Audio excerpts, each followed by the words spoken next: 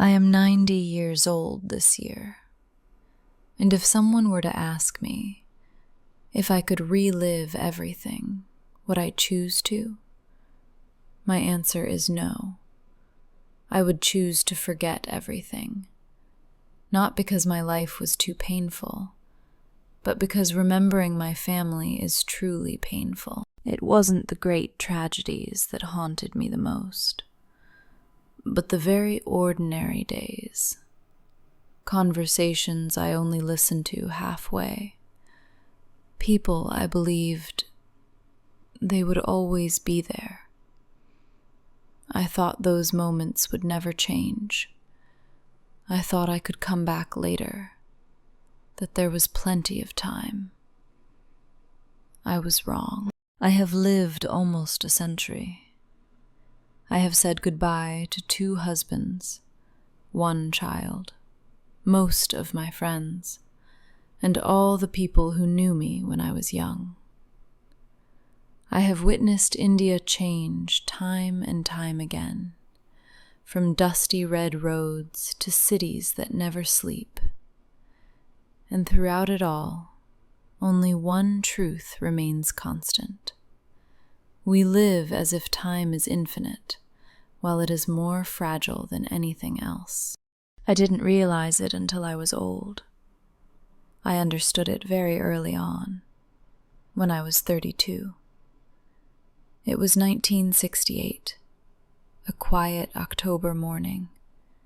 We lived in a small house on the outskirts of Delhi. My husband's name was Raghav Sharma. He worked at a factory near the industrial area. We had a young son named Arav, only 5 years old.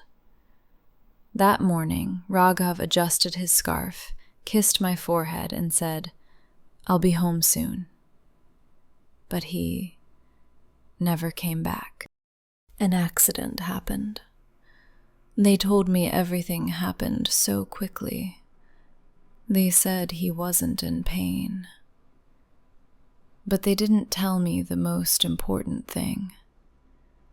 When someone is gone suddenly, they don't just take away a person. They take away all the unspoken words, the incomplete hugs, the later phrases that you thought you still had time for, the ordinary days that you believed were certain vanish forever. That night I sat alone in the kitchen. The aroma of the masala tea had cooled. The house was strangely silent. And I made a promise to myself. I promised not to waste another day. I promised to slow down, to be more present, to stop procrastinating. And then I didn't keep that promise. Not immediately. But little by little, I remarried. Life goes on. I'm busy. I tell myself I'm stronger. But what I didn't understand then was, overcoming loss doesn't mean you won't return to old habits. You forget. You drift back into the cycle. You live without truly being present. And that is the most dangerous thing. My second husband's name was Suresh, a gentle, quiet, and patient man. We lived together for 38 years, and what I remember most is not the big events, but the very ordinary evenings. The times he would ask, "Would you like to sit on the balcony with me?" And I would reply, "Later." The walks around the neighborhood that I kept postponing. He would often sit waiting for me on the old wooden chair, without urging, without complaining. Now I understand. That wasn't patience. It was a farewell that lasted for many years. This is the truth about living a long life. You don't just lose a loved one once. You lose them every time you realize you could have loved more. My son Arav passed away at the age of 47 from cancer. I sat by his bedside, holding his hand. He said, "Mom, I'm sorry I didn't call you more often." And I lied. I said we had plenty of time.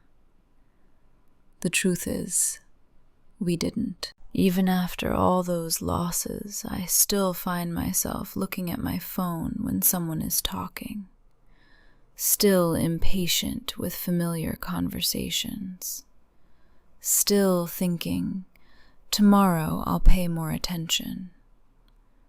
But tomorrow doesn't always come. You might be hearing and thinking, everyone dies eventually. But that's not the point.